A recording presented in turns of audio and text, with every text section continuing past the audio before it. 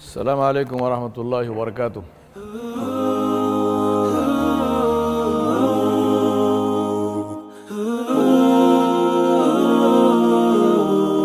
The smallness of means, the greatness of the aim, and stupendous results. If these three things are the marks of greatness, then who can compare anyone with Muhammad sallallahu alaihi wasallam? I sometimes ask people, and these are not questions, I'm not asking these to criticize them, I'm just asking them to give them some food for thought. I ask people who are charitable people, who are giving charity not in tens or hundreds, not even in thousands, but in hundreds of thousands. I'm talking to people who are giving charity in hundreds of thousands, in zakat as well as other than zakat. My single question to them is, this year, did you give charity equal to the price of the car that you drive? You're driving a Land Cruiser. Did you give your charity equal to the price of a Land Cruiser? You're driving a Range Rover. Did you give charity equal to the price of a Range Rover? No. You didn't, not even close. So Alhamdulillah, what you are giving is good for you, Alhamdulillah. Your Range Rover is also halal for you, your Land Cruiser also is halal for you, no problem. But put it in perspective in your own mind. Put it in perspective in your own mind. Please understand, I named for you cars which are also utility vehicles. They are cars which you probably actually use. Right? I'm not talking about Ferraris, I'm not talking about Bentleys, I'm not talking about Rolls Royce, because Rolls Royce is not transportation.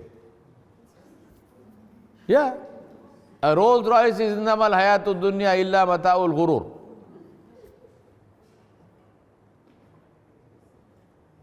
It's like people who buy a watch to tell the time and somebody buys a watch to tell the world. And how do you know the difference? By their body language. You know, the person who, yeah, I'm telling you seriously, a person who buys a watch, who wears a watch to tell the world, you know what they do? Every once in a while they'll do this. Like this. So this sleeve will come down and you can see the watch. Because what is the good of me wearing a watch when you can't see it? Because my whole idea is not the time. So, the body language, the body language tells it all, right? So please, let us understand, don't make it difficult to leave the world, believe me. I remember one of the great, ulama, I remember him saying to somebody, and he said it in Urdu, because that was an Urdu lecture, the equivalent of which, the translation of which, he said, don't build a house where your ruh will stick in every brick when it is being extracted. He said, don't build a house where when you are dying, when your soul is being extracted, don't build the kind of house where this soul will stick in every brick in the house. Doesn't want to leave. He said, don't live like this. Don't have possessions which you love so much that when the time to meet Allah comes, you don't want to leave this world. Very painful to die like that. So don't do that. By all means, use it. Alhamdulillah, Allah has given you wealth. By all means, have the wealth, use it, live comfortably, but draw a line. Draw a very clear, straight line between what is comfort and what is ostentation. What is israf? That, remember, wherever Allah subhanahu wa ta'ala mentioned a number, as far as the boundaries are concerned, that is a safety thing. Where Allah did not mention a number is very dangerous.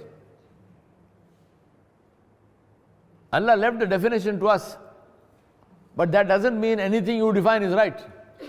So how do I know my definition is right? If it is not right, then I am in trouble with Allah.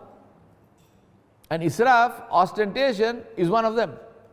Allah subhanahu wa ta'ala simply said, Innal mubazzirina kanu ikhwana shayateen. Allah said the people of israf are people who are the brothers of shaitan. Kulu washrabu wala tusrifu. Eat and drink, but do not do israf. What is israf? My definition of israf is not a number. Israf is not 100,000 naira, israf is not 10 million naira, israf is, no. Israf is to do something with the intention of showing off to others. Even if it is 10 naira, it is showing off to. If that is the intention, I am doing this to show off to somebody, it doesn't matter how much or how less. Now that is a very dangerous situation to be in, because our niyyah is a qalb. The meaning of, one of the meanings of the word qalb is something which changes. So it starts with good, then it flips. So we start with a good intention, then it flips. Then what happens? Innamal amalu bil khawatim. Nabi Sallallahu Alaihi Wasallam said the last one is what is going to count. You lived all your life well, but towards the end of your life you did some funny stuff, then you are in trouble. So that is why teach children and remind yourself about the responsible use of money. Rasulullah Sallallahu Alaihi Wasallam, when the ayat came for ayat to prohibit interest, Rasulullah Sallallahu Alaihi Wasallam, the first thing he did was what? He wiped out all the accounts receivable, the interest part of it, from his uncle's bank, Abbas bin Abdul Muttalib. Allah only knows how many millions that was. Allah knows in today's money how many billions that would be. But what we do know is that Abbas bin Abdul Muttalib did not utter one single word of protest. He never protested. He said, no, how can you do this? It's my money, it's not your money. No. He said, Alhamdulillah. One shot. I was speaking to, in India, I was teaching a leadership course for a company called Infosys. Infosys is one of the top IT companies in India. And if I'm not mistaken, I don't know exactly now what the market capitalization is, but I think it's around about 5 to 6 billion US. The key thing about Infosys is that Infosys is a zero interest company, no bank borrowings. Interestingly, so also is Microsoft, no bank borrowings. Now it so happened that the chairman of Infosys at that time was a man called Narayana Murthy, who is a Hindu Brahmin guy. He came to this course, and in the coffee break, we were having coffee, so I asked Mr. Murthy, I said, tell me, how is it that you don't borrow money on interest? How is it that you are a zero borrowing company, a zero bank borrowing company, that you have no interest-based finance? This was around the year I think it was about 1996 or 98, not 98, about 96. It was 98 I was in America, it was about 96. So Murthy first tells me, it's strange that you asked me this question. So I know what he was getting at, meaning that he's telling me, you are a Muslim and you are asking me, why don't you borrow from banks? But it is haram. So I said, it's haram for me, you are not a Muslim. So I'm asking you a question from your perspective, why is it that you have never borrowed? Interesting thing about Infosys never borrowed. It's not that they have cash reserves now and they don't borrow. They never, from day one, they never borrowed. So Mr. Narayana Murthy tells me, interest destroys wealth. He said interest does not create wealth. He said interest destroys wealth.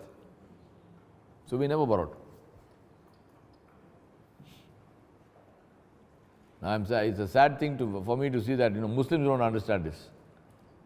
But the man is a businessman, he understands finance, he understands money. He said, no, this is a bad thing, interest is a bad thing. So what must you do? What is the alternative? Equity participation is an alternative. You want to get money? Sell equity. Now you might say, well, I don't want to lose control of my company. Okay, go public.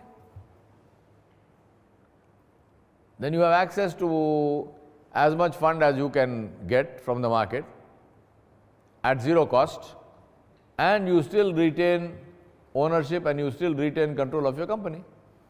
Now what more do you want? The issue with going public is that you have to clean up your act. You cannot have a company which is publicly listed when you have two books of accounts, like elephants, teeth to show and teeth to eat. You can't have this, two sets of teeth, no. You have to have an account which is clean, you have to have a company which is run properly, efficiently and so on, so that it generates interest in the market, and then you can have it. This is what Islam promotes, right? So again, we are looking at the bridge between 7th century and 21st century. As you can see, the same principles apply. If we apply those principles, then we can have a beautiful life in this world, just like Allah subhanahu wa ta'ala mentioned. So now let's do the exercise, and then we will take a break at 10:30. And the exercise is same thing like yesterday. What must you change? Again, we are not talking hypothetical here. I am not saying what must change in this country or that country with this person or that person. I am saying in yourself, in myself, in my own earning and my own spending, what must change? If I am working for a bank, what must change? If I have borrowed money on interest, what must change? If I am thinking of borrowing money on interest, what must change? If I am lending money on interest, what must change? Answer is very simple, but you have to think about this and say, what must you do? It's a great tragedy, and I've said this so many times, a great tragedy, that practically every country which calls itself Muslim has interest-based banking entrenched in it. It has legalized interest-based banking. And they make all kinds of excuses. Whereas Allah subhanahu wa ta'ala declared war. See the ayat of Surah Al-Baqarah from 275 to 281. Allah subhanahu wa ta'ala declared war on his behalf and on behalf of Rasulullah sallallahu alaihi wasallam against the person who deals in interest. So if you are a Muslim country and you have legalized interest-based banking, then technically you are at war with Allah. Technically you are at war with Rasulullah sallallahu alaihi wasallam. I am not saying that, go read the Quran. Then how do you call yourself a Muslim country? A Muslim is somebody who is at war with Allah. What do you call somebody you are at war with? Friend or enemy? Enemy, exactly. So now when you are making dua, Ya Allah help me, you are asking your enemy. And then we say, Wallahi my brother, Shaykh, how is it our duas are not accepted? How much dua we are making for Palestine? How much dua we are making for Rohingya? How much dua we are making for the Uyghurs of China? How much dua we are making? Who is making dua? People who have accepted war from Allah subhanahu wa ta'ala. You are raising your hands, you are making dua, you are asking your enemy. Your enemy will help you? Which enemy helps you? And then wait till you meet Allah, because Rasulullah sallallahu alaihi wasallam said that when that person meets Allah subhanahu wa ta'ala, the malaika will give them swords and they will say, go fight. You accepted the declaration of war from Allah and His Nabi sallallahu alaihi wasallam, go fight them. My brothers and sisters, on the day of judgment, we want the forgiveness of Allah. We want the shafa'at of Rasulullah sallallahu alaihi wasallam. We don't want to fight wars, man. I tell people, you want to fight, go pick someone your size, man. Seriously. You want to fight so badly, go fight someone your size, not Allah. Hey? What kind of thing is that? You have nobody to fight, only Allah? La hawla quwwata illa billah. Please don't do this to yourself. This is a very, very serious matter. Get out of all this interest thing. It is haram. It is haram because it is the worst possible thing. Remember, nothing in Islam is prohibited more strongly than interest. Everything. Not zina, not alcohol, not pork, not lying, not stealing, not ghibah.